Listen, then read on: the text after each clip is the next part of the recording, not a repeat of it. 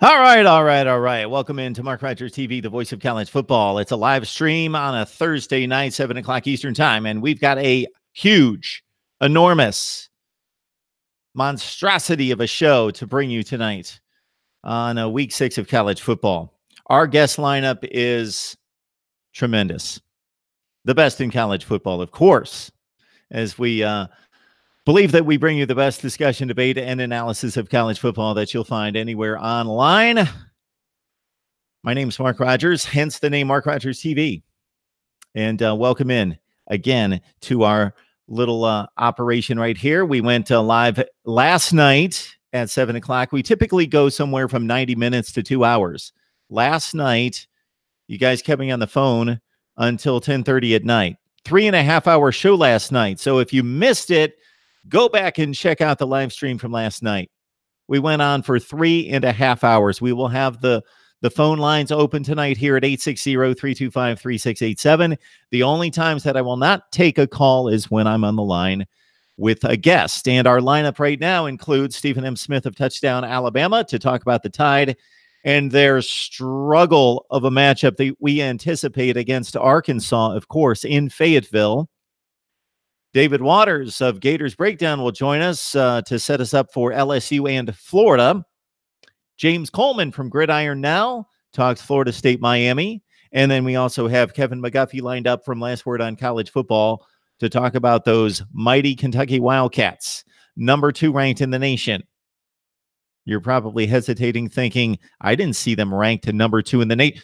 Number 2 right here at Mark Rogers TV, the voice of college football. We've got Kentucky ranked at number 2, where they belong after wins over South Carolina, Mississippi State, and Florida, and having won all those games in convincing fashion. So Kevin will stop by to talk Kentucky football in about an hour and a half as the Cats take on Texas A&M at Kyle Field. The helmets, I know you're waiting for the new helmets. The new helmets will be in at some point very soon. Miami and Oklahoma and who knows who else. But I do promise Miami and Oklahoma as the winners of the contest. The helmets will be added to the illustrious 6 of Ohio State, Alabama, Washington, Clemson, Tennessee, and Ole Miss, Oklahoma, and Miami. Of course, join us for the newsletter that's released each and every Monday. It's the voice of college football. And we've had 5 editions released. We're hearing good feedback, good reviews from you. Let us know what we can do better. We've had a few suggestions, but it's the Voice of College Football newsletter that comes out each and every Monday. And so just send your email to my email, and we will each have each other's email addresses. So that's a fair trade. So I will not clutter up your inbox with anything senseless, but I will deliver to you what we believe is the best college football newsletter around. At least the best that's created by one person. I'll put that condition on it, but it's a good read. So I hear. So that will be released each and every Monday. So just send your email address to MarkRogersTV@gmail.com. I always like to know how long you've been following Mark Rogers TV and what team you root for. That is going to be a poll that we're going to take here at some point. I'm going to ask the entire viewership, what team do you root for? What teams do you want to hear about?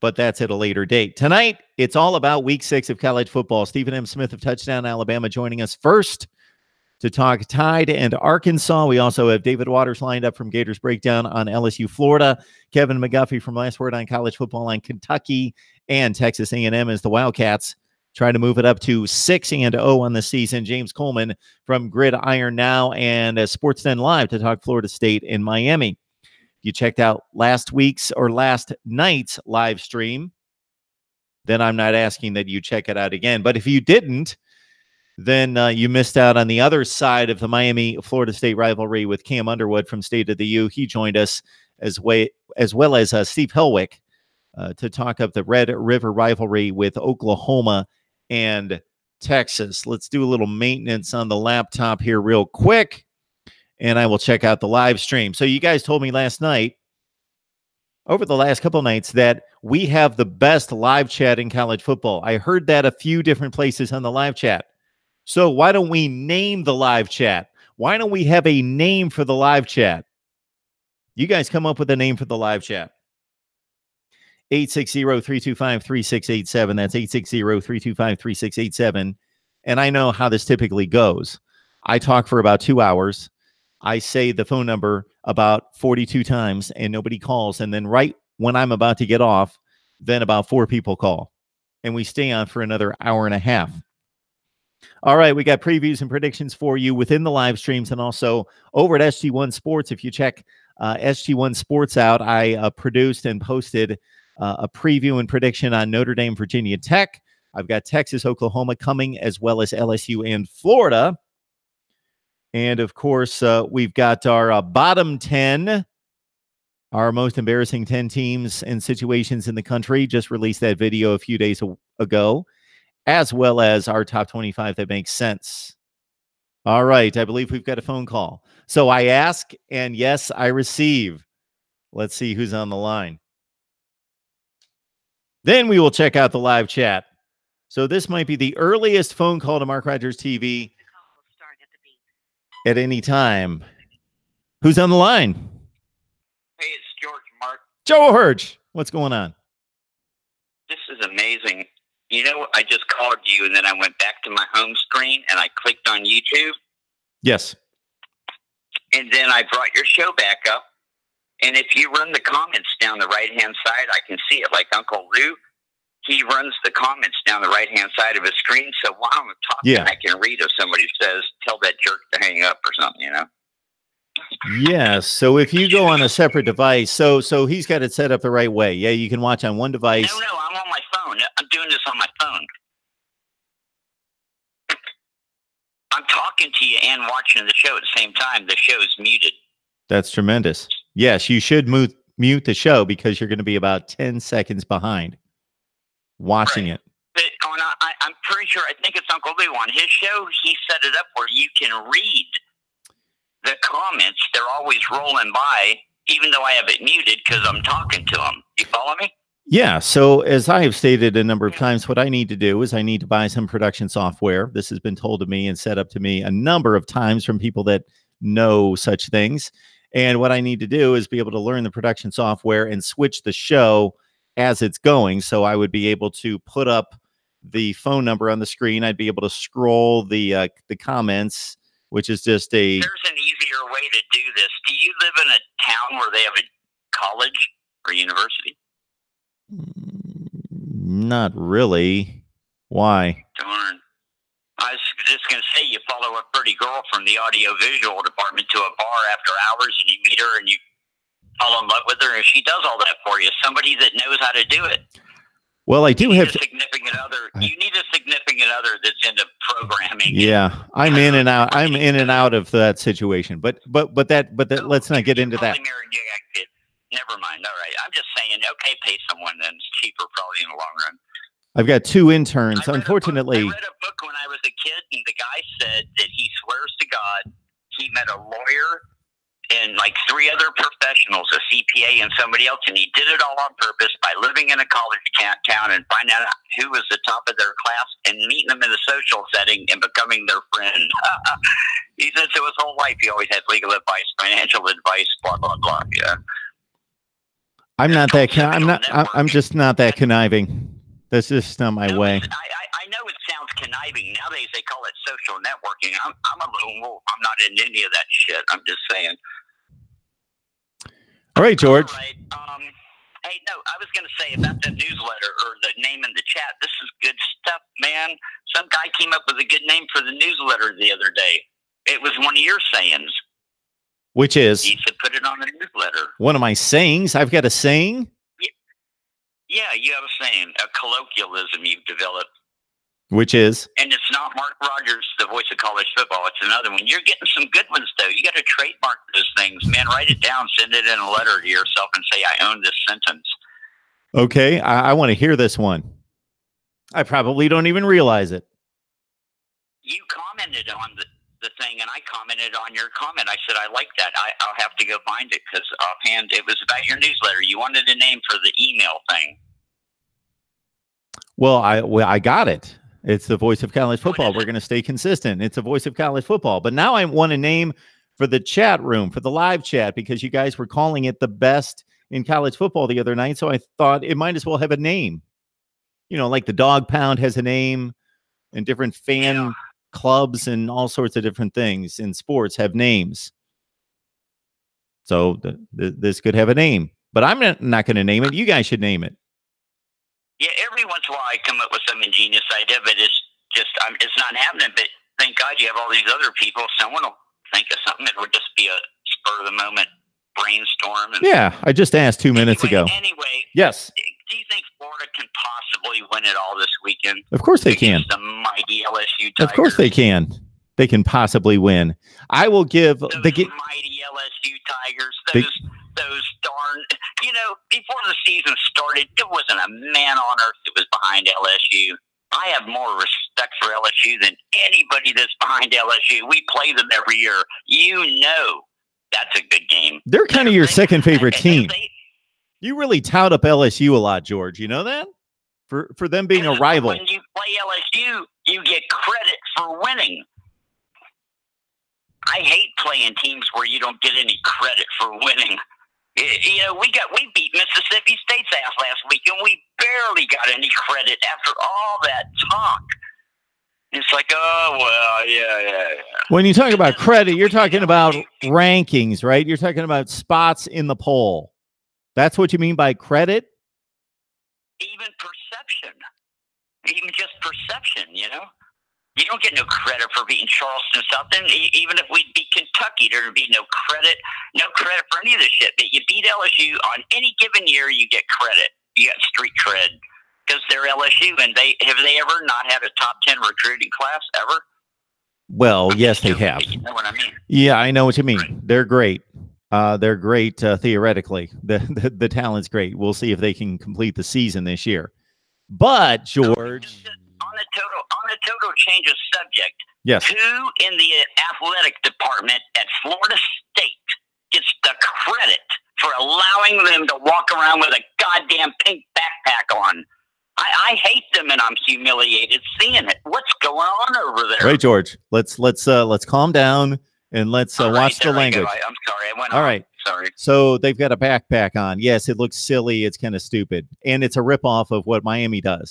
And I would never allow my football team to mimic what somebody else does because it makes everybody, it makes our program. Again, who gets the credit for that? Who did that? Whose idea? Who approved it? Okay, so I have in about an hour James Coleman from Gridiron Now, who used to play with the Seminoles, very close to the program. He's coming on. I will ask him that about the backpack.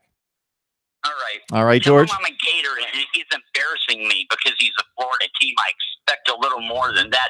Get rid of the gimmicks, period. That's insane. You're a businessman. Do your job. Act like you've been there before.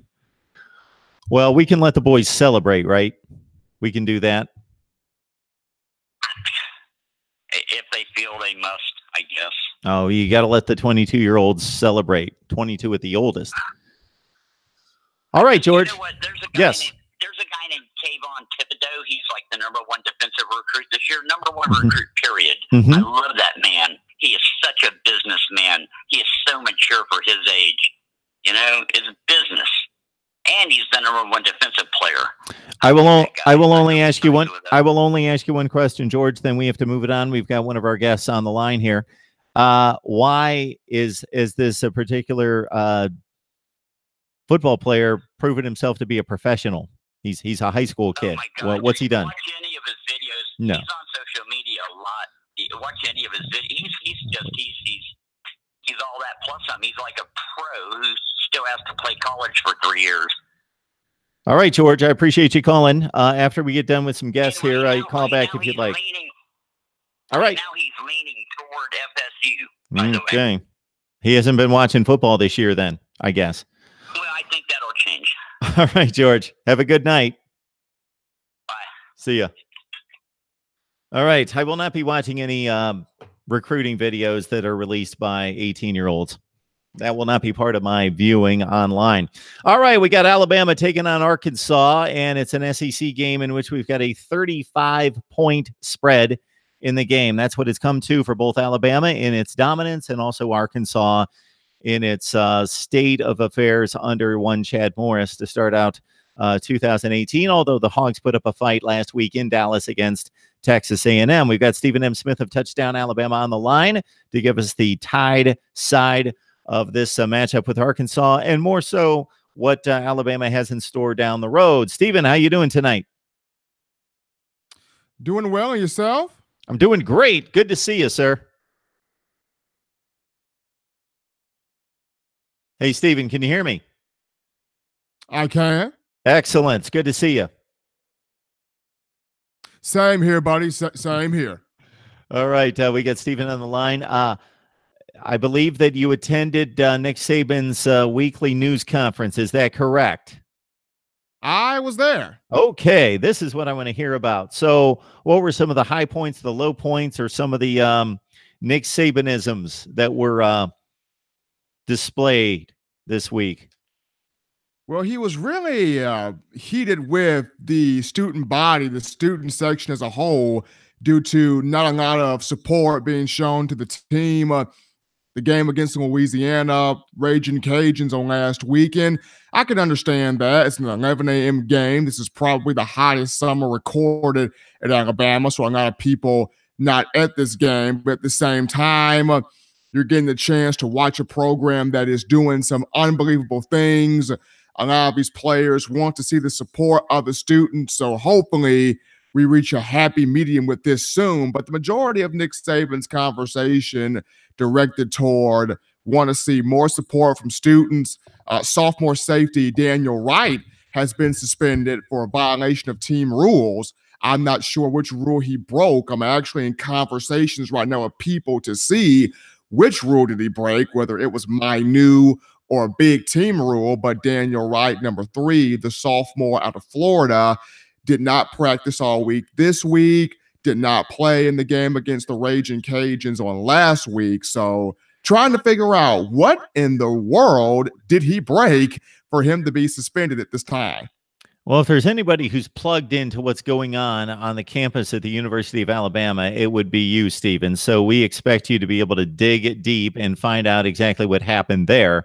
If you have yet to read some of Stephen's work, see some of his personal videos on YouTube and elsewhere, check out Touchdown Alabama. You can find it at touchdownalabama.net. You can go to YouTube and just search Touchdown Alabama. You will find Stephen's work right there as he tracks the Tide like nobody else. The incomparable Stephen M. Smith of Touchdown Alabama joins us as many times as we can get him to talk Tide as Alabama tees it up against Arkansas this week.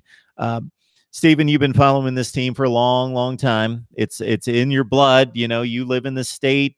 You graduated from the school. Have you seen the offense run on all 8 cylinders like it currently is with this Tua Tagovailoa at quarterback? It just seems to me as though we have taken the best table of running backs, typically in college football, 5 stars at wide receiver, guys that really, they don't amass great stats because of the style of offense and because of other factors. What is typically one of the most dominant offensive lines in the country, but we have finally got a quarterback in play. And of course, A.J. McCarron's playing in the NFL right now. So I'm not discounting other guys. Greg McElroy did as well. But we've got a guy with the arm talent, the athleticism, but also the acumen to throw on time, throw to tight windows, anticipate, know where the defense is, hit runners on stride, do all those things that this offense just looks almost perfect. It's almost scary in a sense, Mark, when you look at it, because for the longest of time, Alabama fans have always wanted to kind of have their cake and eat it too. And Nick Saban the exact same way. You want to have that guy that can not only just manage the game, but also compel you to watch them, make me watch you type of deal. And with Tua Tagovailoa handing over or taking over the offense, you get that because you're not even well in your chair with your snacks in order to watch the game. And all of a sudden there's 28, 30, 40 plus points on the scoreboard because Alabama's finding a way to score at will, whether it's quick 1-2 play drives or 8, 9, 10 play drives. They can work the clock and still score. So seeing this offense with Tua, but also Mark the new coaches that have come in, the Dan Enoses, the Michael Oxley, the Josh Gaddis, all of these new faces that have infused so much energy, coupled with Tua's skill at quarterback. This is an offense on steroids, and for the first time, Crimson Tide fans are getting the offense on steroids. That's what it wanted with A.J. McCarron, with Greg McElroy, with Jacob Coker. Didn't get that with those guys despite winning championships, but now you've got it with Tua running the show. Got Stephen M. Smith of Touchdown Alabama on the line. Please join him there for Alabama football coverage. The Tide taking on Arkansas as about a 5-touchdown favorite in Fayetteville coming up on Saturday. It was mentioned by Paul Feinbaum here in the last couple of days when questioned about the Alabama excellence and if anybody can challenge Alabama. He certainly named Oklahoma and Georgia playing well and a few other teams across the country. But following the Ohio State win against Penn State, he targeted the Buckeyes as having maybe the only roster in the nation that could take on Alabama and have a fighting shot at it. Do you have any thoughts about that? Ohio State's got the talent. I mean, athleticism-wise, on both sides of the ball, Ohio State is probably one of the few programs that can match Bama athleticism. Now, as far as quarterback play, I want to see more from Dwayne Haskins. I know he came to life down the stretch of the Penn State game, leading the Buckeyes to a 27-26 win over Penn State. Happy Valley, hostile environment. But I want to see more from Haskins. But as far as the athleticism goes, on both sides of the ball, offense and defense, and even some on special teams, Ohio State looks as the one team that can challenge Alabama pound for pound if we're talking the Johnnies and the Joes, the athletes. Got Stephen M. Smith on the line from Touchdown Alabama. We've got a comment in the live chat, the previous one from JMD about the Buckeyes, but this one from a Gucci Tide, who heard your podcast earlier today, says he loved it. Where can people find your podcast? Repeat that one more time, Mark. Gucci Tide. He's on the live chat right now. Listen to your podcast today. Where can people find your podcast? Well, the podcast can be found on Touchdown Alabama Magazine YouTube. Check that out. That's Touchdown Alabama Magazine YouTube. The name of the podcast is In My Own Words. So you check that out, In My Own Words, via Touchdown Alabama Magazine YouTube. The podcast I dropped today was in terms of, how can the Alabama coaching staff, the fan base, and also the students that attend the university create a happy medium in terms of getting everybody's attention and watching these games. Because a lot of the students nowadays, Mark, don't understand the history that goes behind Bama football, especially with the out-of-state tuition or the out-of-state enrollment that has quadrupled in size. You're bringing in a lot of students from California, New York, New Jersey, Maine, Connecticut, all walks of life. And they come in thinking, well, I came to Alabama believing that the football is big in the South and I just want to check this out.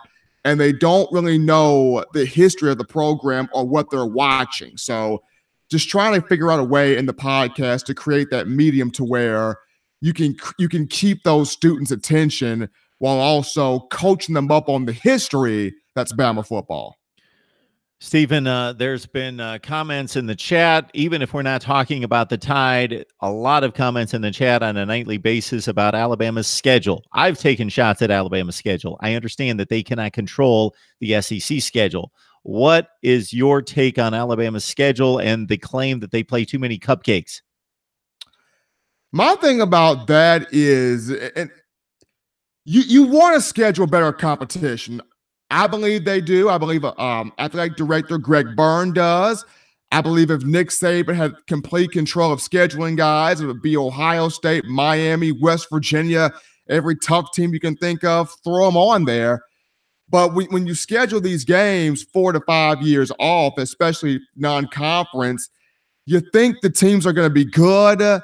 and then the mishaps occur, and a game that you scheduled in 2014 that you play in 2018 ends up being a dud instead of a stud because of mishaps that occur, whether the coach gets fired or a couple of players get suspended or a couple of players get injured or a mass exodus of players leave for the NFL draft. But in terms of the cupcakes, it's difficult because it's you want to line up tougher teams to get to Alabama, and maybe this would be a question for me. You know what? I'm gonna take it upon myself. Maybe this is a moment for me to take it upon myself to kind of ask the athletic department, what does it take in you guys to get more of these tough teams scheduled due to the students want to see some tough competition. So what would it take to bring in more tough opponents? How much money would it take to bring in more tougher opponents to play this schedule out here?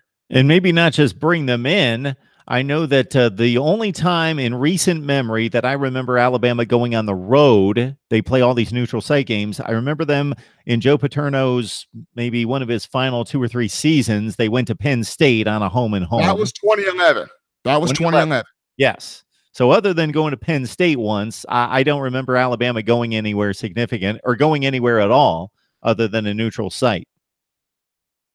Yeah, the 2011 one was the last one where they went to Happy Valley, and that was the start of A.J. McCarron's career. That was his redshirt sophomore year, if I'm not mistaken. So, yeah, 2011. All right, Stephen, as we line up against Arkansas here on Saturday, what can you possibly look out for in these games that don't provide too much significant resistance in terms of a score?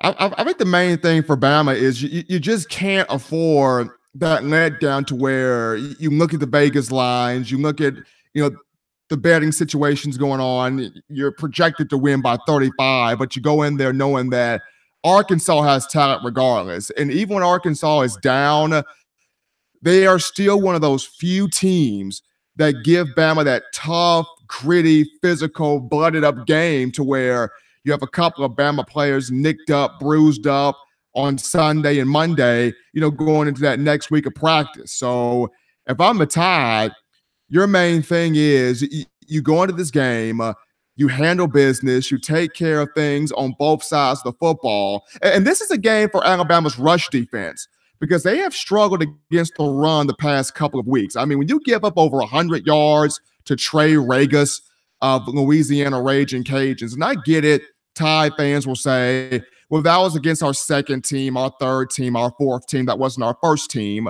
But you also say as Tide fans that our second team, third team, fourth team guys can start anywhere else in college football. And it's because of that very statement, Chad Morris is probably looking at Devwa Whaley going, you see what little Trey Regas did? Little insignificant Trey Regas rushed for over 100 yards, 6.9 yards a carry on big, bad Bama.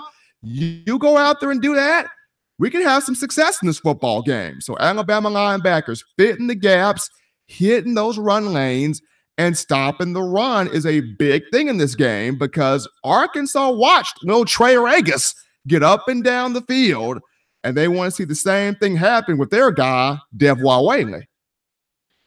Terry Ann McWright, who joins us on the live chat, is touting this team as, when it's all said and done, as being the best Alabama team that she's seen. We got Dennis Wilson, who's a Miami fan, who says that 92 team that beat his boys in the Sugar Bowl, that was the best Bama team ever. What is the best team that you've seen? Which is the best team that you think, based on your studies of Alabama football history, the best Tide team? This is tough, man, because you can go anywhere with this. It's tough. For me, the best team ever for me would probably be that 2011 team where you led the nation in all 5 major defensive categories, especially scoring defense, when you gave up 8.3 points per game. So for me, it would be the 2011 defense. The 92 defense was good, though that came a year before my time. The 92 team was good, though it came a year before my time. This year's team, can it continue to grow within itself defensively? Offensively, it's off the charts. Defensively, I want to continue to see this team grow.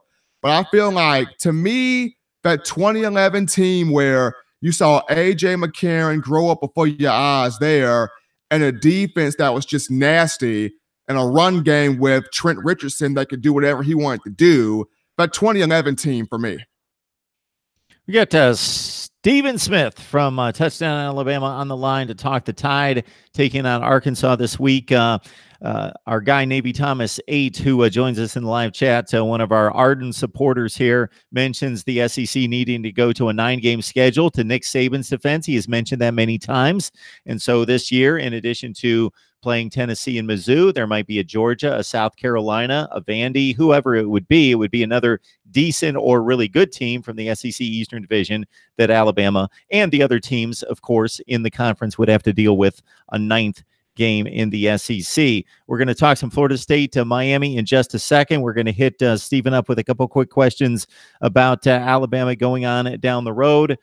Is there anything to shore up with this team? If there was any chink in the armor as we head down the home stretch, what would those areas of concern, limited concern, of course, but what would those be? If there was ever a chink in the armor, well, number one, you got to look at Mack Wilson and Dylan Moses, your two inside linebackers. They're very athletic. They can get the job done, but at times they tend to outrun the play because of their athleticism. Instead of just seeing it, breaking down, reading that particular play, fitting that gap against the run. Both guys can play the pass coverage lanes well. Mack Wilson can pressure the quarterback pretty well, but just fitting those run gaps in run support there. So that's a slight concern. Another slight concern would be if a game was to come down to a field goal again. I mean, Joe Belovis is improving. He is improving. I know he missed the 2 field goals last week against Louisiana, and people are kind of slightly hammering him about that. But I watched the kid in warm-ups, Mark. The guy was hitting them from 60 yards, 50-plus yards in warm-ups. He hit the ball well, just did not follow through.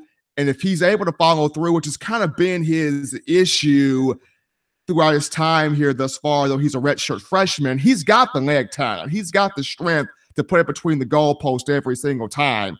It's just the mental psyche of, after you hit the ball, come down on that plant foot, follow throughout the kick. Joseph Belovis will be fine. But my thing is, fitting those gaps in the run game and also getting the right side of Alabama's offensive line stronger. The left side's fine with Jonah Williams and Lester Cotton, but that right side with Leatherwood and Wills, getting that right side strong. We've got a vote from Bama Boy for the 92 Alabama team is the best ever. We've got a vote from Gucci Tide for the 2011 team to back up Stephen M. Smith. As you look at LSU and Auburn, those would be the chief primary contenders for the SEC Western Division title. Many of us thought it might be Mississippi State as well, but it just doesn't seem as though the Bulldogs have it in them this year. Really struggling on offense against the likes of Kentucky and Florida. When you look at Auburn and LSU, yes, sir. I've been disappointed with Mississippi State. Really thought Nick Fitzgerald will come up more this year, and it just has not happened. Yeah, especially with an offensive-minded head coach coming into play, obviously replacing another one who is adept at developing quarterback play. I always have thought Nick Fitzgerald was wildly overrated. I don't think he's a bad quarterback. I just think he's a decent quarterback. His running skills are good. They're not Michael Vick-esque, and his passing skills are marginal, and they haven't improved. So here we see the Mississippi State offense, and his wide receiver core has not helped him out in the past. They were supposed to be better this year. I don't know what's not working there for Mississippi State. I did see much of the Florida game. I didn't see them play many of the other games. And of course, they ran the ball down Kansas State's throats and were effective in that game. But when we look at LSU and Auburn, who's the threat there? Do either of those teams scare you? It's always a scary thing to go to Baton Rouge. The environment of Tiger Stadium scares me. Now, does the LSU team scare me? Not so much. Joe Burrow's improving. he's making strides each and every week. Now, he's not completing 70, 80% and just blowing you away, but he's keeping the car on the road. What Joe Burrow and Ed Orgeron are doing is basically old school Alabama, right? What Joe Burrow and Ed Orgeron are doing at LSU, you're running the football, you're playing great defense, and you're telling Burrow at quarterback, don't mess us up. Just keep the car in the road. Do not run my Maserati off the edge of the cliff. Keep the thing in the road. They're doing old school Alabama is what LSU was doing. And it's worked to this point. Joe Burrow, Southeastern Conference Player of the Week, following this past game against Ole Miss, if I'm not mistaken. So they're playing great. They're playing good football. The environment of Tiger Stadium scares me. This LSU team as a whole, not so much. Want to see a little bit more in terms of Auburn. It's rough on the Plains right now due to Jarrett Stidham not having the year that a lot of people thought he would have.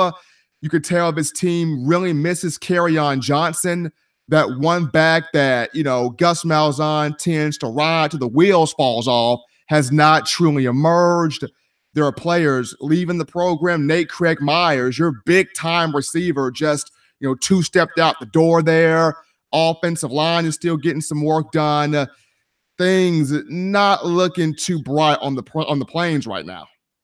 Not much suspense expected in Fayetteville this Saturday as Alabama goes to Arkansas as a 35-point favorite to take on the Hogs.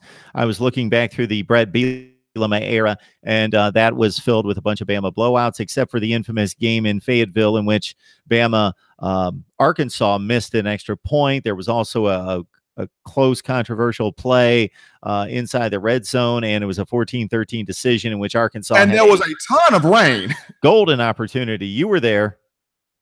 I mean, there was a ton of rain at that game. That was a monsoon inside DWR Razorback Stadium, but Landon Collins saved that one for the Tide at safety. And 2016 was a pretty good matchup. Austin Allen put up over 400 yards. Now, he did have 3 picks, and one was a pick 6, but Austin Allen made that a challenge there toward the end.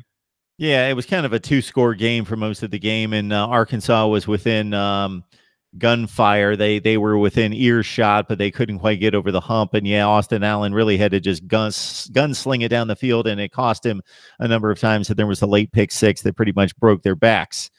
Stephen M. Smith of Touchdown Alabama breaking down the Tide for us. And Stephen, we appreciate it. Please head over to the YouTube channel Touchdown Alabama, or just touchdownalabama.net for Stephen's work both in writing and on videos. Stephen, we appreciate you stopping by. Enjoy the game on Saturday. No problem, Mark. I appreciate you as always. All right, folks. Mark Rogers TV, the voice of college football. We bring on the very best bloggers, broadcasters, and writers in the nation, and that's one of our main contributors there. As we pass it on to another one, of course, Florida State breaking into the win column in the ACC with a comeback effort against Louisville on the road. 2 touchdowns late, got the job done. James Coleman comes in from Sports Den Live, also Gridiron Now, to help us set up this Florida State-Miami matchup. James, how you doing tonight? Doing good, man. Just thought I know I've been missing you the last couple of times. Wanted to jump on here before I go on radio. Yeah, so you just bail whenever you need to. It's 7:42 right now, so you let us know when you need to roll. I got about 10. I got 10 to 13. So what I did late last, what's that, James? I'm right here at the station. I can run still. I'm with you. And you can still move a little bit, right? Yeah, I got a little bit. I might be dead for the air, but I got you, though. So I didn't watch the game live, but I watched the cut down last night. So I saw all the meaningful plays. I watched about a 25-minute cut down, and obviously that was a huge win for Florida State. It's not impressive because Louisville's not the team that they typically are, but man, it was a must-win kind of situation, I would think. Your initial impressions of the comeback win? Like you said, at first I looked at it as Louisville's not impressive, but then I also thought about what kind of coach Bobby Petrino is and what kind of weapons they had and just what I saw in the game. Impressive or not, you saw Louisville really punch Florida State in the mouth with their best shot. And then you saw FSU be resilient and actually fight and win back and climb back into a game down 14 points. Actually down, I want to say the game got to maybe 24-7 at one point, if I remember correctly. But you saw them climb back and not only come back, but they also won. They've put together in the last two games about 3.5 quarters of football that makes them look like a football team. And to me, if I were scouting FSU, it would make me even more afraid because you don't know what kind of team this is. This is a team that can go out and completely lay an egg, or this is a team that can actually light you up. And it's almost like you would rather them. If I was scouting them, I'd rather them be one way. But nonetheless, FSU is 3-2 at this point. Last year they were 2-3. So there is some progress. There is some light at the end of the tunnel.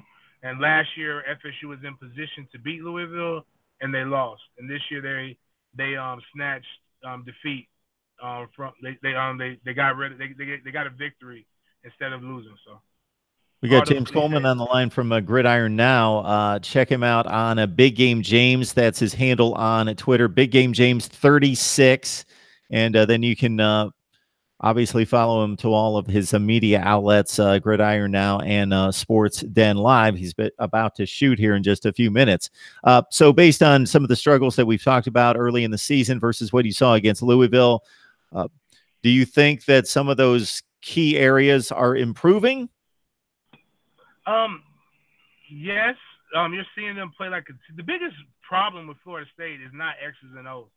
It's playing as a team and executing. And you can see at times they go out and they do what they need to do. The offensive line sometimes decides that they want to block, sometimes they don't. DeAndre Francois sometimes wants to implement the offense, sometimes he doesn't. And you see, and the biggest question mark right now is the running game and can they get it going? And against this Miami Hurricanes team, they've got to be able to go and attack them vertically. And teams have, we get enamored with the defense. And Miami's defense is very fast and physical, but they're very much so bend don't break. They've given up huge chunks of yardage to every opponent that they've played, and FSU has put up chunks of yardage at times. And then again, it's the ability to adapt. What you would hope to see is that you see this team actually put together 4 quarters of football and actually be and look like a football team. Florida State taking on Miami, of course, one of the great rivalries in college football. So if this team is suffering from a lack of confidence, let's say they're not as good as they expected to be, and they're kind of just hitting the field with not the swag that you need to play big-time college football and perform at that level, does a game like this usually bring it out of a team, or do they continue to kind of cower and doubt themselves? Now, when you go into a rivalry game, you know all these guys. You played against them in 7-on-7. You went on recruiting visits. A lot of these guys made a choice between FSU and Miami and chose to go to Florida State. They just got to sometime – at some point it's going to click. It's going to click. They're going to realize that they are a really good ball club. They just haven't performed to that level. Interesting stats. DeAndre Francois is one of the leaders in ACC and throws over 20 yards. The defense is ranked number 1 nationally in forced fumbles, but we're also ranked number 69 in fumbles recovered. So they have the ability to create turnovers similar to a Miami. The ball just hasn't bounced their way, and they haven't recovered it. And what is the most exciting thing about Miami is that turnover chain coming out. We have a bag. I'm not going to get into the bag, but you know it's a lot more exciting, and you can play a lot faster when you have a side of the ball that's able to dictate the terms of how the game is going to go. And as long as FSU can limit the turnovers, which Francois sometimes gets a little too arrogant with his arm strength and talent, and the running backs have fumbled the ball, but if they can limit that and their defense can, not just create opportunities but capitalize on these opportunities, FSU has every chance that Miami has when they play this game. Now, do I think it's going to happen? That's neither here nor there. It's all about them to come up, step up, and execute. But I think this game brings it out because you're going to see whether FSU gets blown out or it's a close game or FSU wins. What fans are going to look at is a lot of NFL talent. And this is a game that makes you a household name. A lot of FSU fans remember me for scoring a touchdown in 2005. If you can perform in this game, people will remember you. This is how you become a legend. And if you can't play for this, then you probably need to go play Tiddlywinks or Chutes and Ladders. So yeah, I don't think any of those guys on the field plan to do that with their future. But yeah, if you can't get it done in this one, this is where the legacy is generally built for both schools. People in the chat, James, are asking about the backpack. All right. I am. Oh, okay. Let's. I think one thing I was talking about this in an interview I did earlier today. The best thing that Miami did was recapture the old glory, right? And there is nothing more Miami, 80s Miami when Miami was at its prime, than a Cuban link chain and a big old medallion, and that's cool. When I was growing up in the late 80s and the early 90s, that was really good. So were baggy pants and oversized jerseys. When I look at what these young guys like, and I get a chance to train them in my gym, they like Gucci backpacks. And to be honest with you, I joke with a lot of old heads. I remember some of these guys rocking the Jack Bauer man bag, or a purse is what they want to call it. But it's not for me. It doesn't matter if I like it or if I don't like it. If that's what motivates these guys and that's an external motivation, they can have the turnover jock strap for all I care. Just get the damn turnovers and just play the game.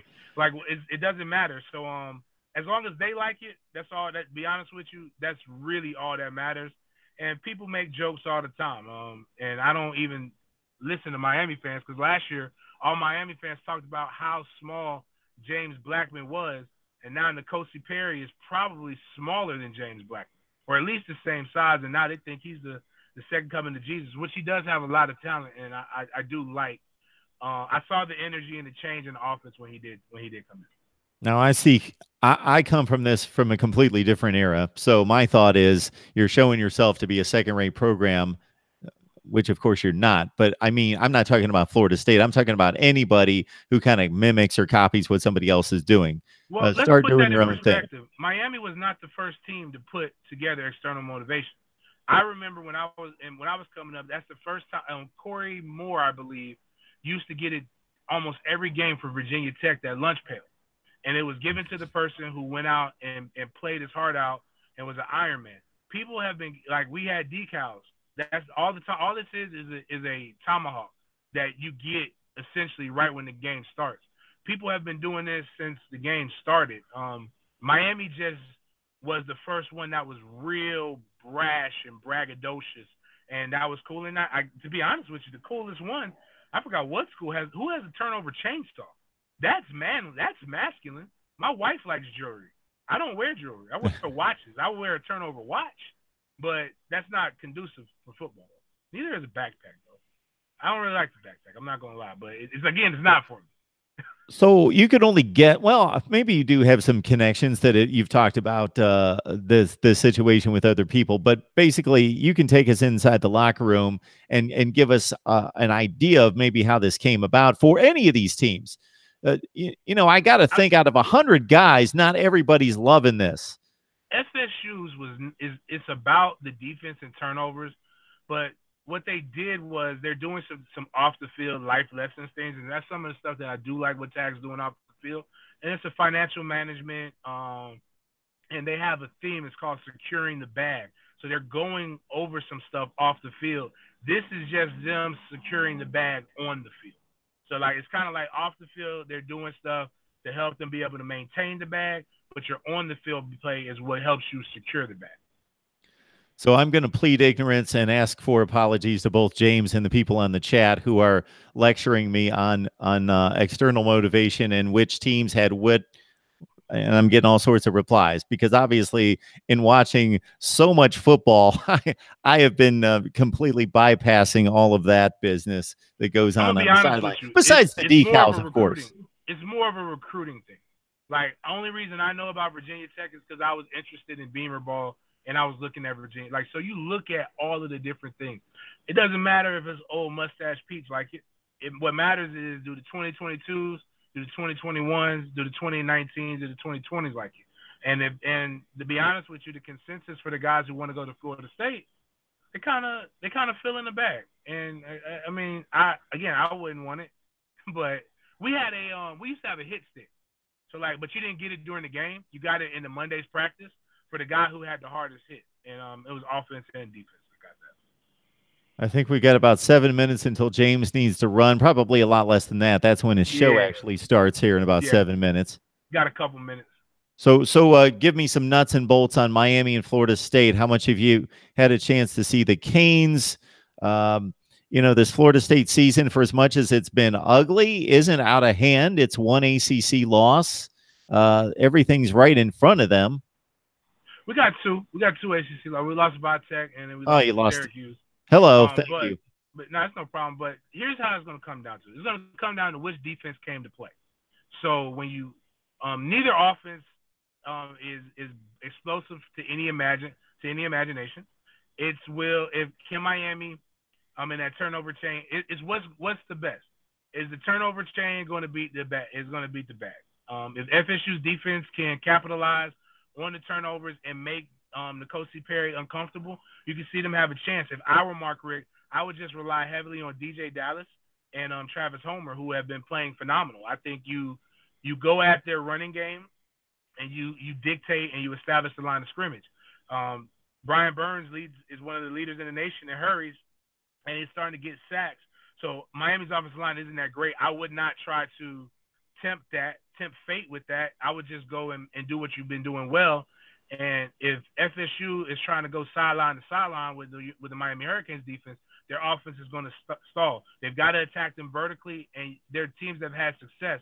But the biggest thing is they've got to be able to take the momentum, the big punch, which Miami's going to come out energized. They haven't won since 2004. They've got they feel very good. They've had Mark Richt in the third year. He's established his culture, and FSU's got to be able to ride that wave and make sure that they don't panic and falter. So, and this is Willie Taggart's first real test at FSU. I mean, yes, the big game, and he hasn't done really good in the big games. He didn't do very well coaching against Virginia Tech, and this is 2 to 3 times the magnitude, because it has a lot of state recruiting implications as well as national implications, because everybody watches this game.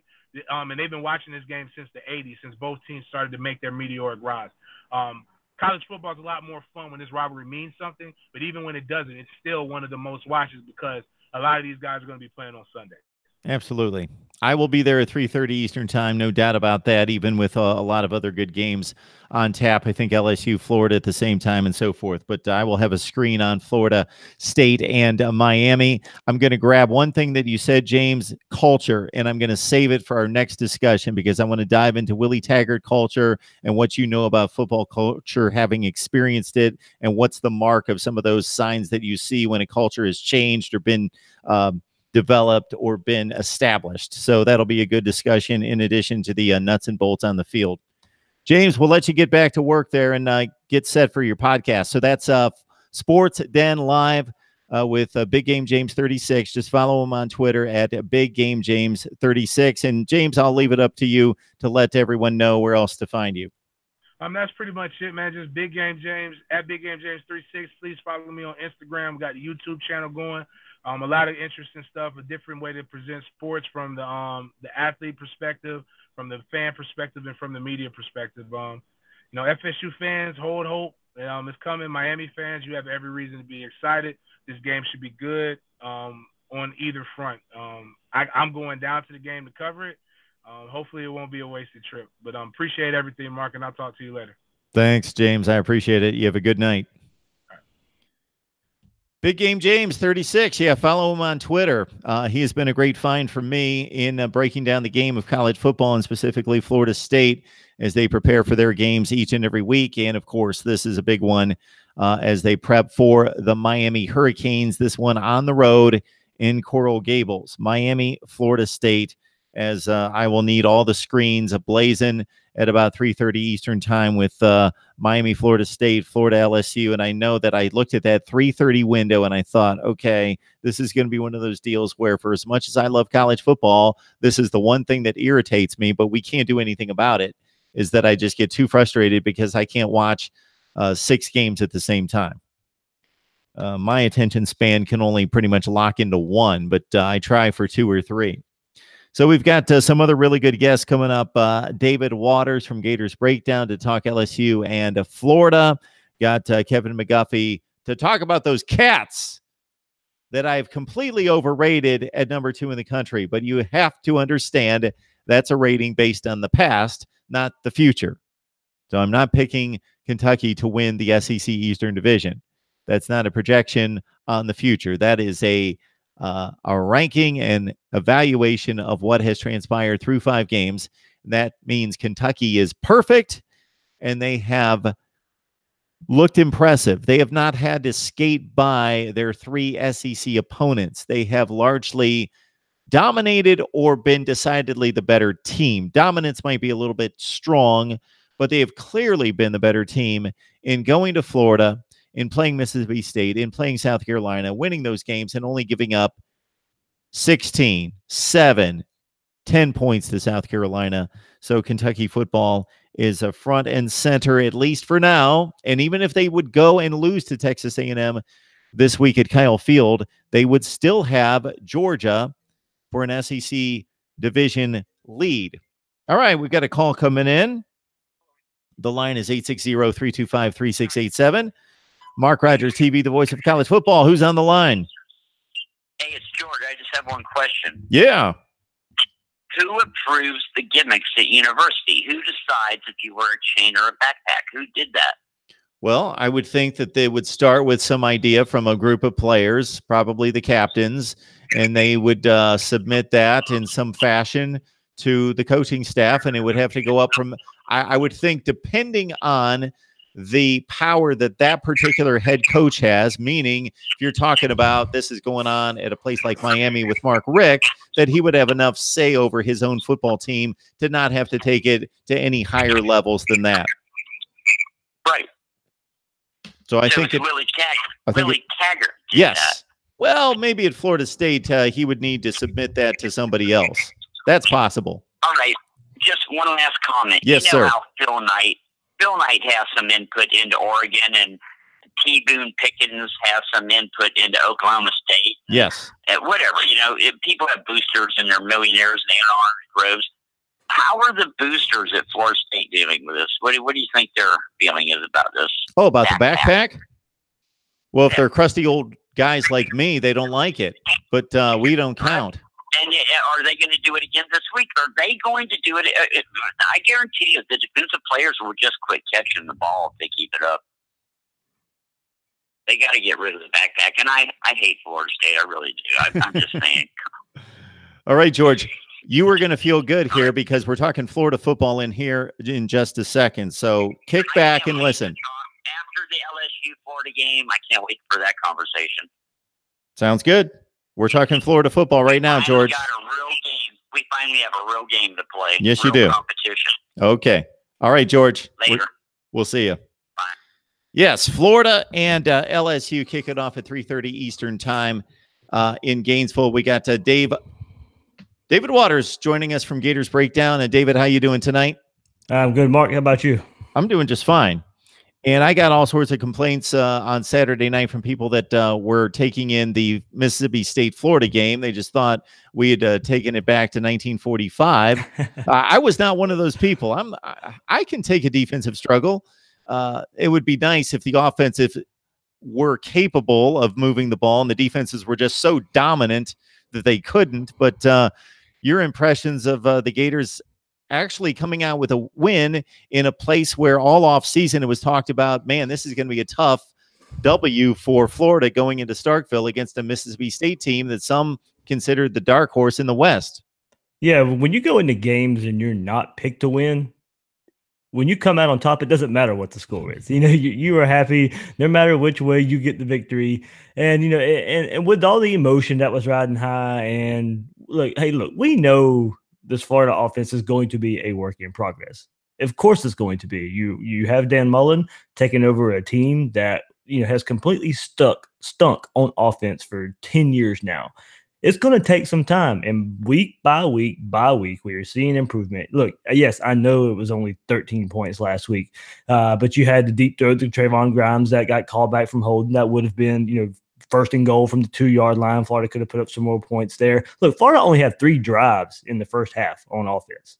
Mississippi State controlled the clock in the first half. You weren't going to put up many points to begin with only having 3 drives. So, Florida with a touchdown and 2 field goals, being able to score there. And look, they really just played within a pretty conservative game plan because of that Mississippi State defensive front. It was, hey, Franks, drop back, throw these little throw those little screen passes, throw these little swing passes around the line of scrimmage, get the ball out of your hands. Don't let this defensive line feast. And that's pretty much what happened. So, Florida was able to just kind of get 6-7 yards here, drive, and especially in the second half. I mean, the second half was, you had a lot more drives. They were able to stay on the field. Florida didn't have a 3 and out the whole entire game. So, you talk about progress from the offense. Yes, the points may not have been there, but it was still a good showing everywhere else. And that's a metric that's been more developed in recent years to give us some line on offensive efficiency, and that plays into it right there. If you only get the ball 3 times, the best offense in the world is going to score 21 points, and we see teams scoring 35 points in a half at times. So the style of play on both sides of the ball is going to dictate, of course, how many plays are run versus how many points can be scored.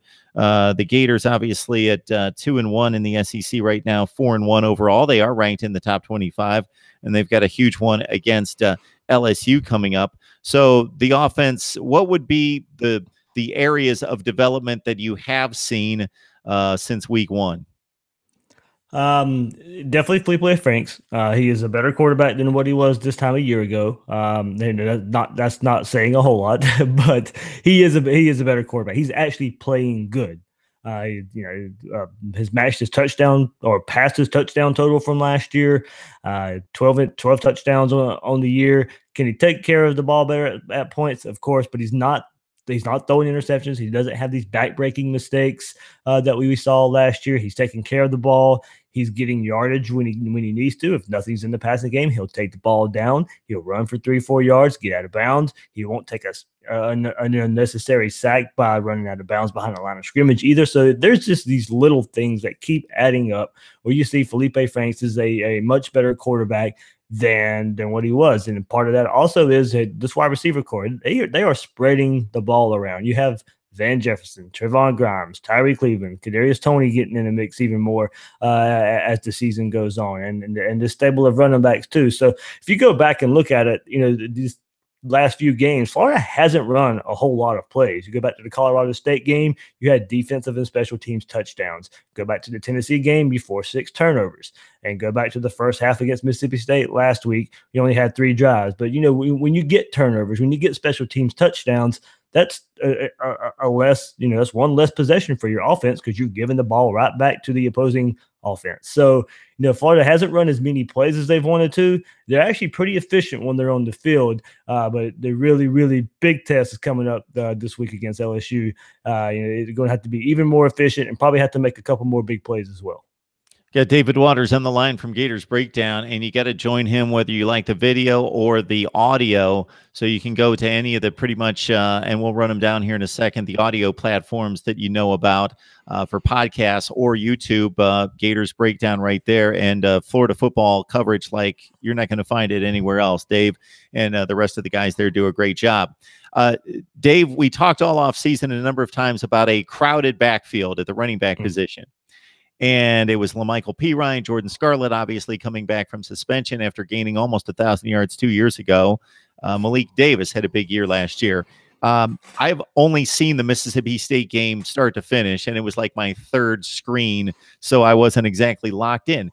This Dameon Pierce, now I see where he's getting his 6 to 8 carries and has been extremely effective. What's the story on him?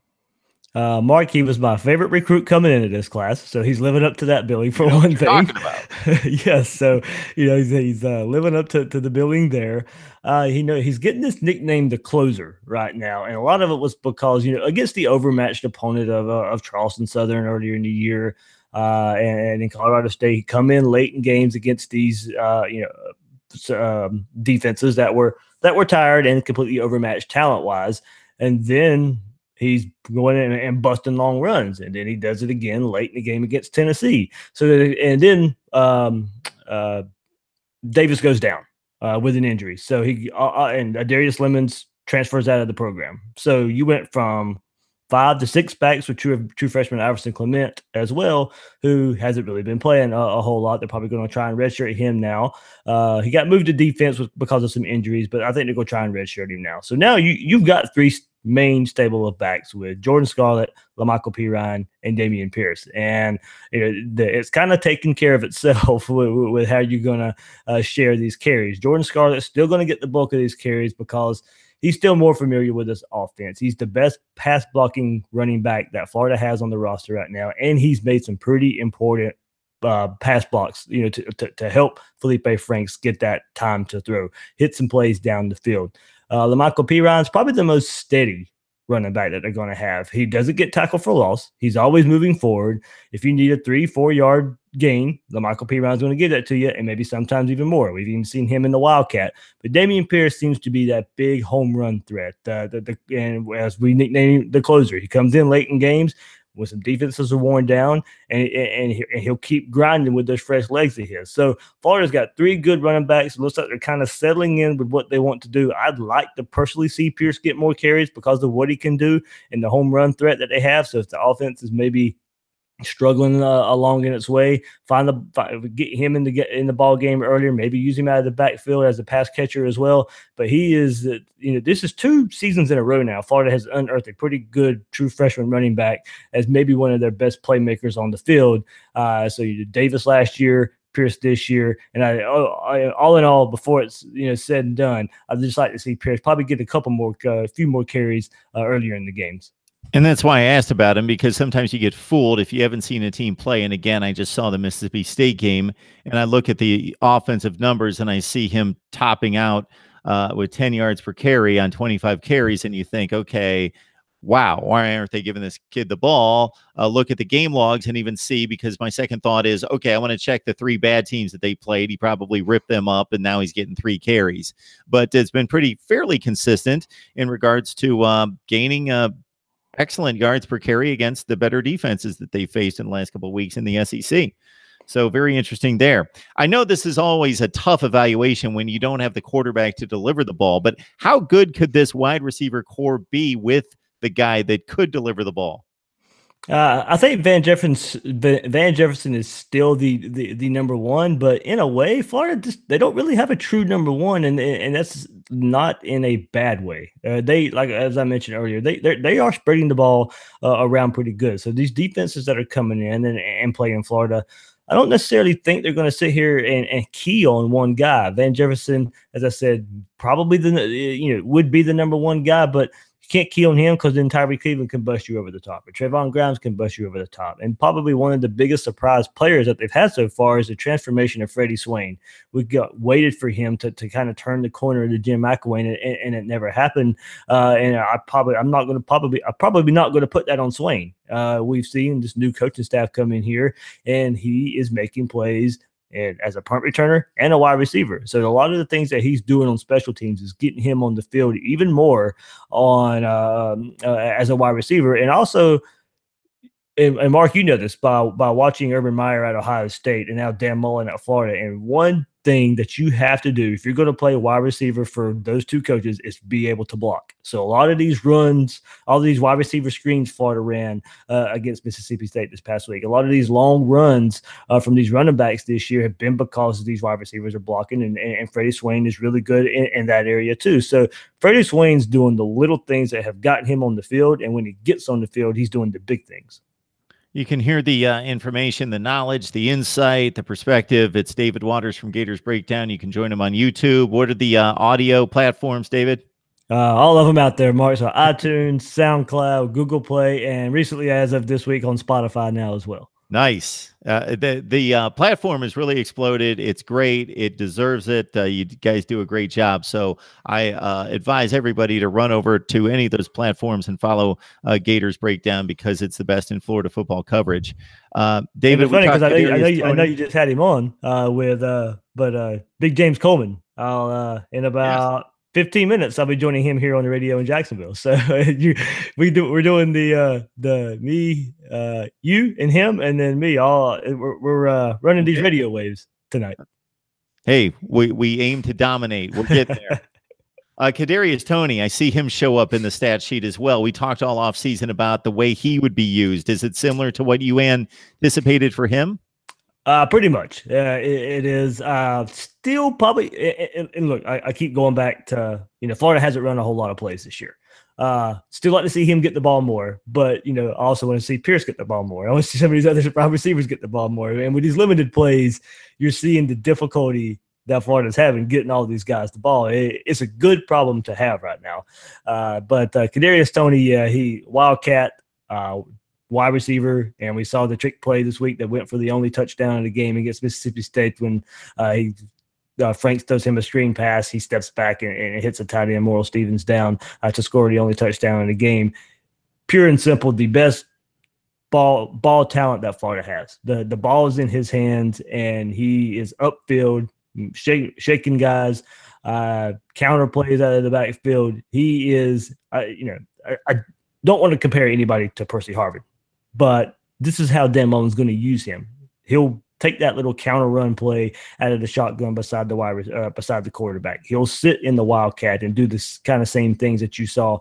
He's not as electric as Percy. He doesn't have the straight line speed as Percy, but they're going to be used in similar ways from when we saw Dan Mullen's previous time at Florida. So he is, when he touches the ball, Mark, it's a big gain every time. It's a big play every time. And I just think is when this SEC schedule starts, the meat of the schedule is coming up. We already had Tennessee, Mississippi State back-to-back.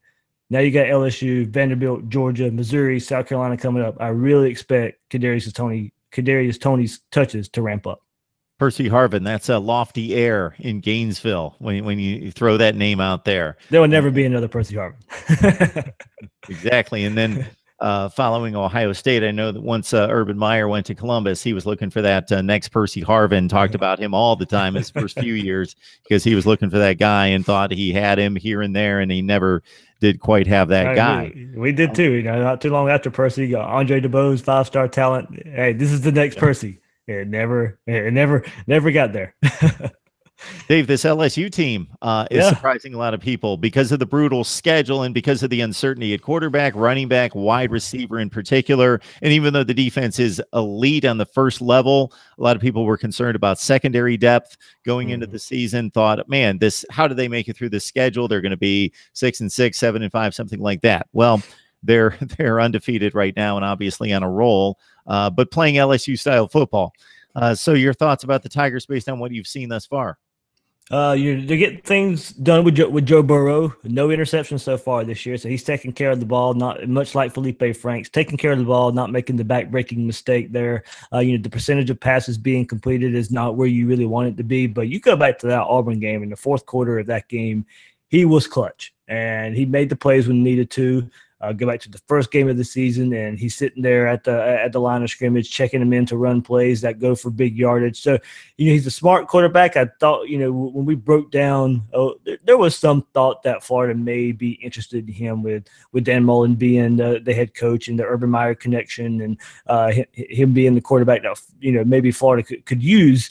So we studied his game a whole lot on Gators Breakdown, and I thought he might be a little more accurate than what we're seeing now, but that's not the case. But it's not to say that he can't get the job done. They're 5-0 right now. But go back to just the smartness that he's playing with, I think is the big difference. And he doesn't have Darius Guice or Leonard Fournette back there to help him. He's coming off of his best game against Ole Miss, where he threw for 3 touchdowns, ran for another, almost threw for 300 yards. But I might could throw for 300 yards on the Ole Miss defense. So we'll see what that means coming up this week. But this Florida defense will be the best defense, the most pressure bringing defense that he's played so far this year. He's not all that great under pressure. Not many quarterbacks are, but you put pressure in his face. I'd like to see how he reacts. Now that's going to be the formula. Todd Grantham is going to blitz, blitz, blitz. He's going to have to figure out where it's coming from. And if he does, Florida's in trouble. But if he doesn't, then you got to like the Gators' chances. Can't wait to see this one. LSU and Florida, they get together every year. This one means something as it typically does, but LSU an unexpected 5-0, ranked in the top 5 or 6 in the country. One last thing, David, before we let you go. We've been talking forever, the last 5-6 years, SEC football all the time. I've always respected your opinion as not an SEC homer. You love the conference. It's your conference, but you have certainly stepped up when you thought the Big Ten, for example, was better, or fill in the blank. But the league has performed on the big stage and won the games that it needed to. And even some of the losses are definitely impressive or understandable. Texas A&M, Clemson being the highlight of that category. So your thoughts about the SEC?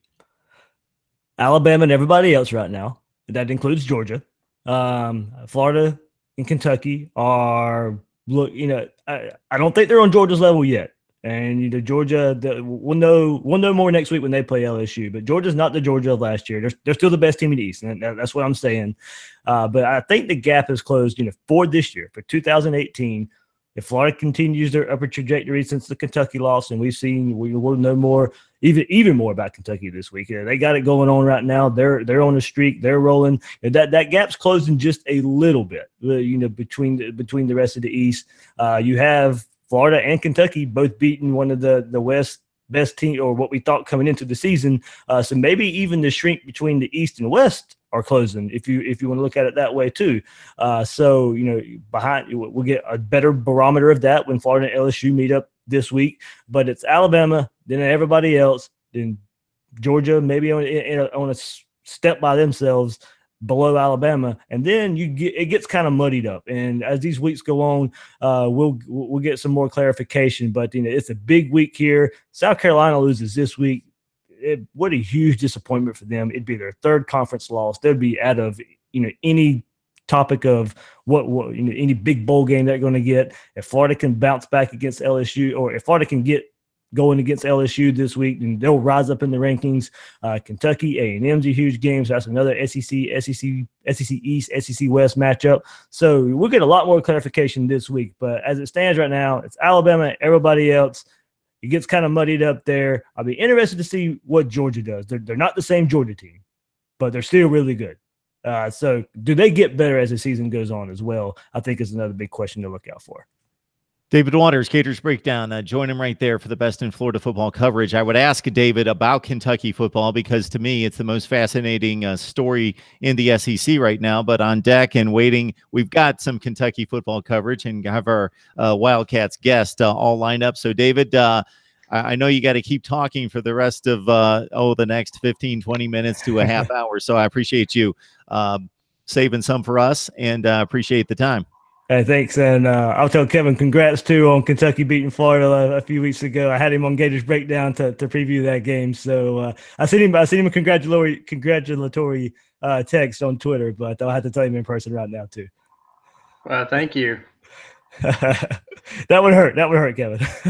Yeah, well, 31 years of waiting, so.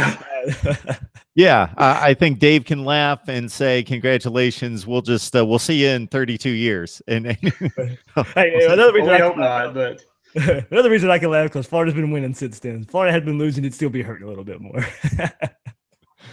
Thanks, Dave. Appreciate it. All right, guys. Bye, man. Always a pleasure with David Waters from Gators Breakdown. We're talking Kentucky football now with Texas A&M on tap.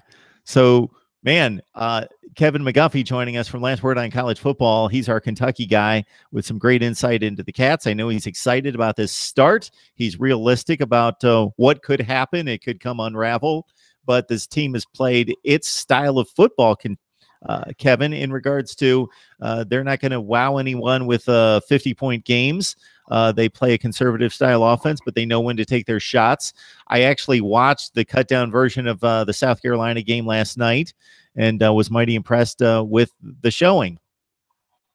Yeah, and you figure the South Carolina game, Kentucky got out to a big lead, and really, as you said, they didn't do a whole lot in the second half. They just kind of played ball control, and their defense, minus one play on an interception.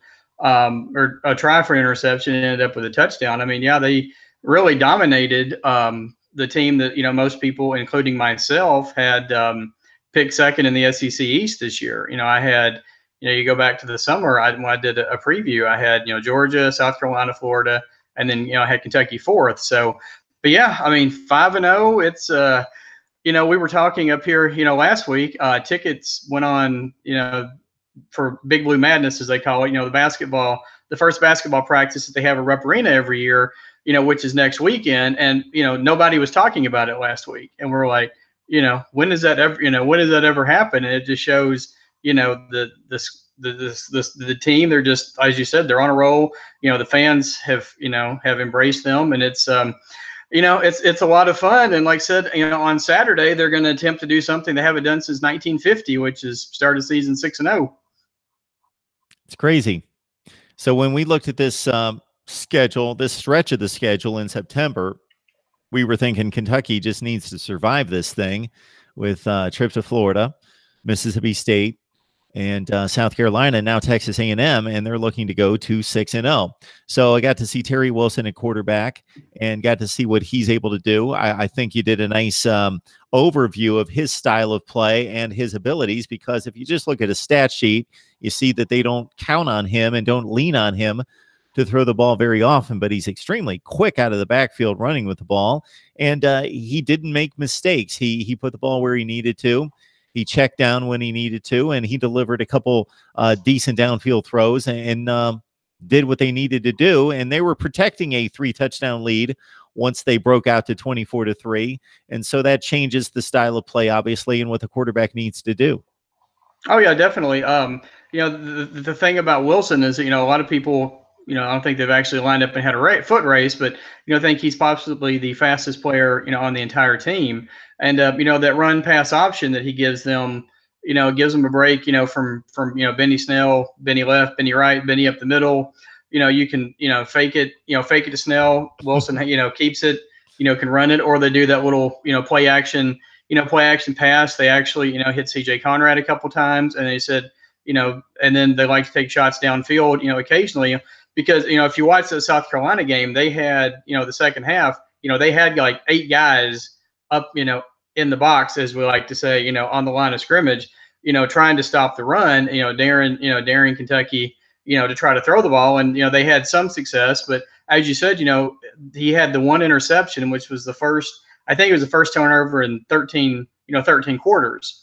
And, you and I had talked that Wilson had, you and I had talked, previously, that had always been the big knock, was that he was, turnover prone. And he's, these last 3 or 4 games, he's done a really, really good job. And, going back to your other point, when we talked before, we're like, okay, if Kentucky could somehow go 2-2 in these games, I think most, True Blue fans would be, doing cartwheels and, somersaults. And now here we are, a chance to, I think, a legitimate chance, not being a homer. I really think they have a chance to win. In fact, my column that's up at, Last Word on College Football, I went so far as pick them to win on Saturday. So.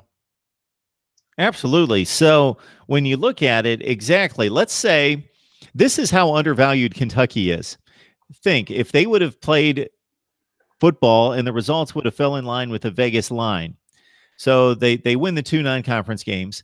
But other than that, they go to Florida. They were a 2-touchdown underdog. Let's say they would have lost by 2 touchdowns, as Vegas predicted.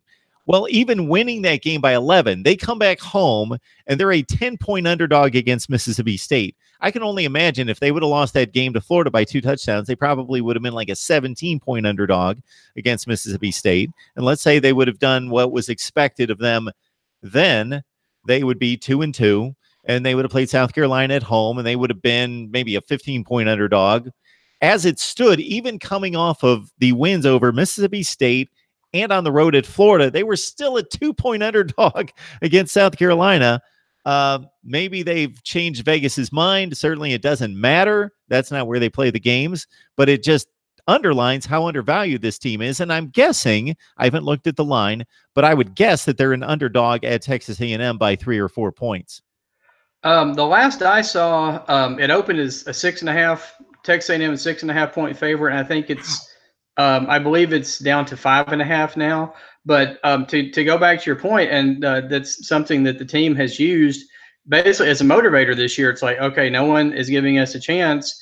We went to Florida, we won. We beat Mississippi State. We keep getting, as you said, they were a couple point underdog, I think, at South Carolina when the line came out, and they're using that as as motivation, and it's obviously it's working, because like I said, I think it's the last I saw they were a 5.5 point underdog on Saturday. So got Kevin McGuffey on the line from Last Word on College Football, and Kevin's been smiling a lot these days as his Kentucky Wildcats don't have to wait for basketball season. Actually, they can hold on to the football season and embrace it with 3 consecutive impressive performances against not great competition, but very good competition in South Carolina, Mississippi State, and Florida. A couple teams ranked in the top 25 that Kentucky have knocked off in starting out at 5-0. We have a comment in the chat. Now, this comes from our Nebraska guy, so I don't know if you can elaborate on this, but apparently you've taken a lot of Nebraska coaching talent and placed it on your Kentucky coaching staff. I'm trying to think of I don't expect I'm trying to think of which guys he'd be talking about in particular. I don't expect you to know the resumes of every coach on the Kentucky coaching staff, but the Wildcats, it's amazing with Benny Snell leading the way. He gains 100 yards every week, regardless of the target on his back. And now they go to Texas A&M. Can you think of a stretch? Now, obviously, we know from the statistic you spit out right off the top that Kentucky could go 6-0 for the first time since 1950. Was Bear Bryant the coach then? Yes. Okay. Bear Bryant was the coach then. They started that season 10-0. And then lost to Tennessee, and then beat Oklahoma, in the Sugar Bowl. And then, many years later, Jeff Sagarin, basically awarded, Kentucky the NCAA championship that year. So that's they claim that one championship from after that season.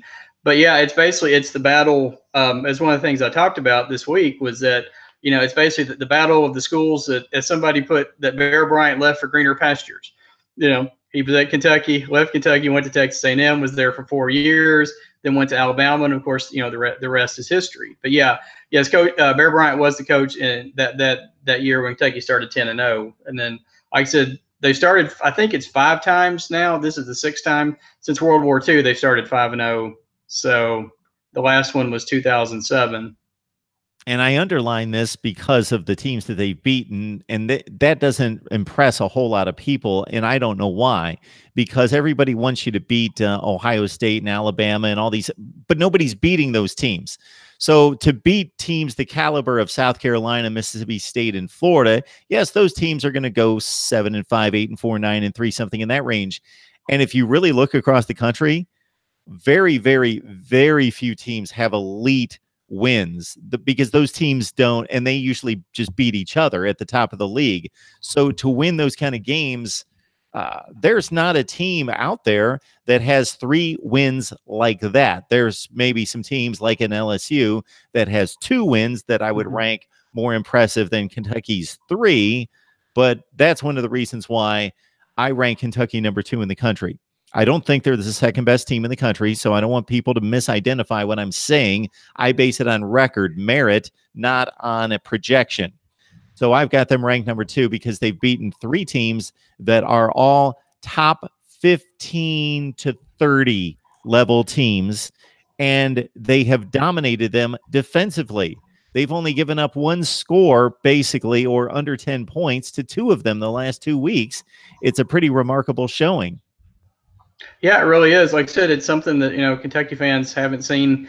You haven't seen in a long time. And you think about it, the 3 teams that they beat, you talk about Florida, Mississippi State, and South Carolina, were all ranked at, in the top 25 at some point, this season. Maybe not necessarily when Kentucky played them, but, all 3 of those teams are ranked. And yeah, Kentucky's defense, Josh Allen has been the leader.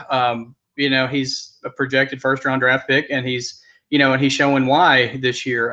He leads the SEC in sacks, with 6, and he's just having an incredible year. And one thing that is going to be interesting watching on Saturday is that at least for the first half, Kentucky's going to be without, they're starting middle linebacker Cash Daniel, who was ejected in the second half last week for a targeting. It was borderline. I don't know if you said, you'd watch the replay. I don't know if you saw it. It was on an interception, and he was trying to throw a block, it kind of hit like right. It was kind of that gray area. I thought, okay, unsportsmanlike conduct. I didn't consider it targeting.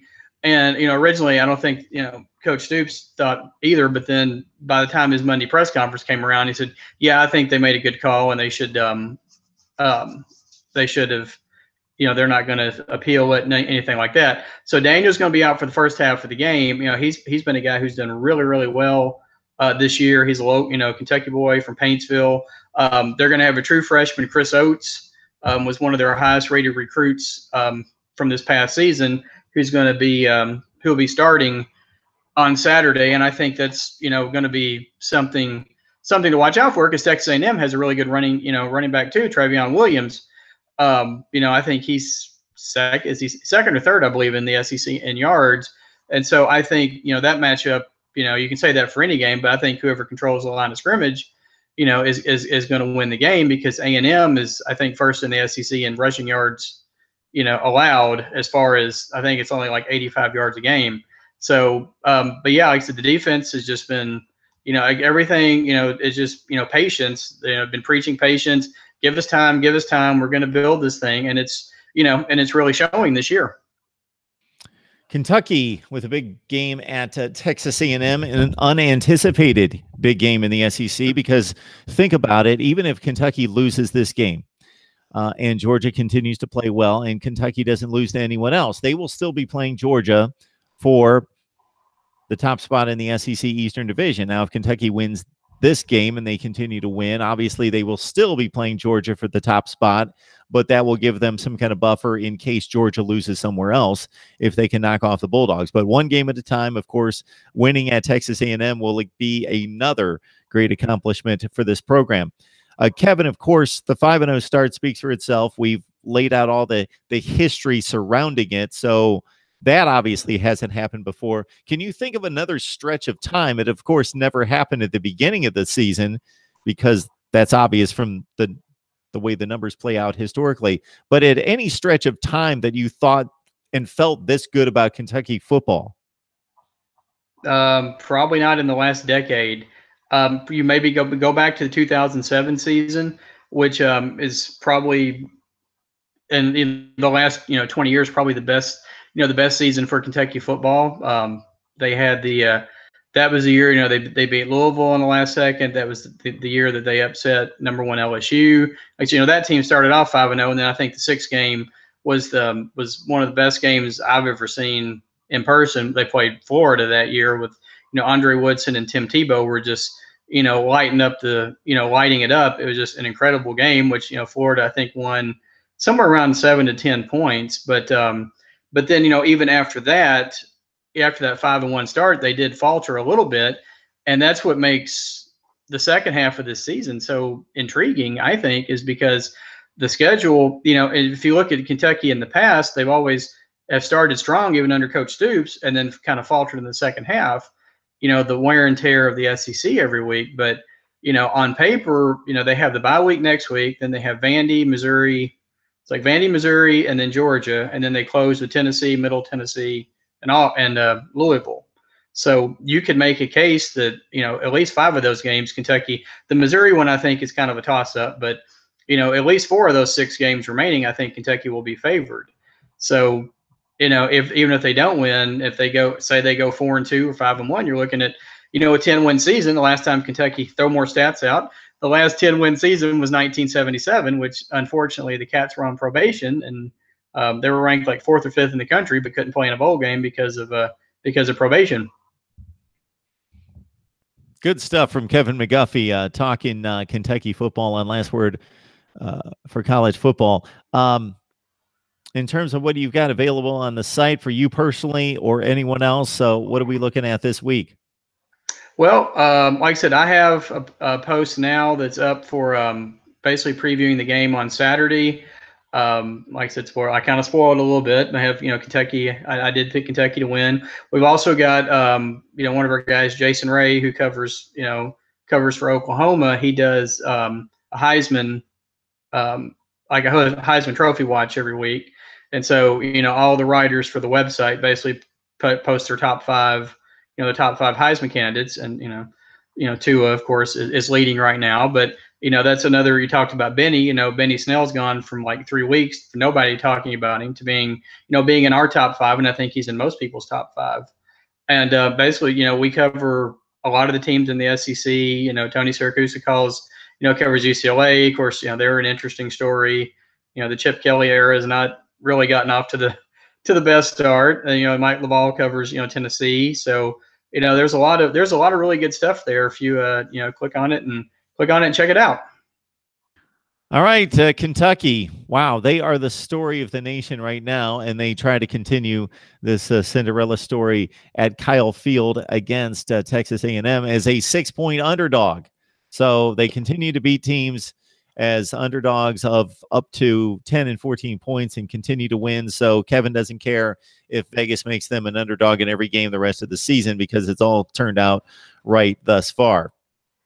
No, you're exactly right. As I said, they're using it, I think, as motivation. But as you said, you flip the script to the second half of the season. I think, at least 4 of those 6 games are going to be favored. At least on paper, you would think they would be. But yeah, like I said, they're using it for motivation. So it's working so far. So we'll just keep it going. I think it's going to be a really good game. Really good game on Saturday. And the team, they're really excited to be playing on the main channel on ESPN. Saturday night. It's not the SEC network or ESPN, nothing against those channels, of course, but, not everybody gets the SEC network. Not everybody, so they're pretty excited about, playing on national TV. Absolutely. And Kentucky's made me a winner the last 2 weeks as well. So that's been a good thing. Kevin McGuffey from Last Word on College Football. Kevin, we appreciate you stopping by. Thank you, Mark. It's always great getting to talk to you. Thanks for having me on again. I really appreciate it. All right, folks, we've given you Kentucky and Texas A&M. We've checked in on LSU and Florida, Florida State and Miami, and also Alabama and Arkansas as we set you up for week 6 here tonight. I will stay on the line as long as you want me to stay on the line. The phone number is 860-325-3687. Zoom play calling out in terms of TCU football and trying to set up a media guest. I did at one time have a few from TCU lined up on a regular basis, but I've lost my TCU contact. So just trying to meet the needs of the fan base of the chat room here and Zoom play, a big TCU fan.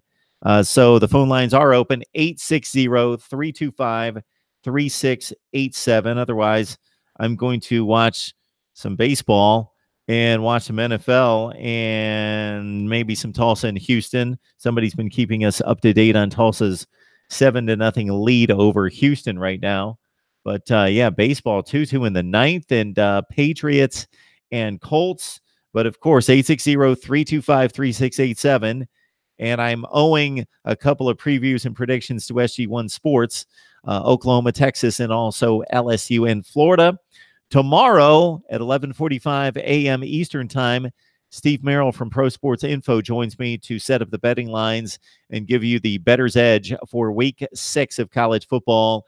And then directly after, roughly at 12:30 Eastern Time, Matt Moscona from ESPN Radio there in Baton Rouge and New Orleans joins me to set us up on LSU and Florida.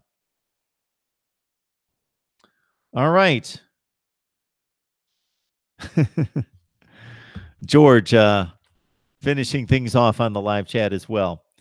All right, everyone. Again, 860-325-3687. I guess I'm opening myself up to what turned out to be 3.5 hours of live stream last night. But if nobody calls, I'm good to go. Again, 11:45 a.m. Eastern Time, Steve Merrill, betting lines for week 6 from Pro Sports Info. And at 12:30 Eastern Time tomorrow, Matt Moscona, ESPN Radio, talking LSU and Florida. My predictions will be coming out soon, as well as some previews on the big games for this week. We will see you guys very soon, 11:45 a.m. Eastern Time. Please check us out, followed by LSU Florida Talk at 12:30. Right here at Mark Rogers TV, the voice of college football. Of course, you got the newsletter. Send your email to MarkRogersTV at Gmail. You get the newsletter each and every Monday, the voice of college football. Amazon links, please use them to support the channel. You don't have to buy the merchandise.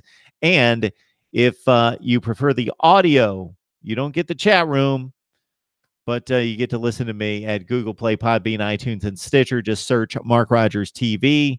And I want to let you know that if you missed the top 25 rankings, go back and check out the video, the top 25 that makes sense, my bottom 10 as well, and also the previews and predictions that we had available to you last night with Cam Underwood from State of the U prepping Florida State, Miami, and also Steve Helwick on Oklahoma, Texas, and MAC football as well. We do it all right here at Mark Rogers TV. All right. We'll see you guys soon. We'll hopefully see you tomorrow and throughout the weekend right here at Mark Rogers TV.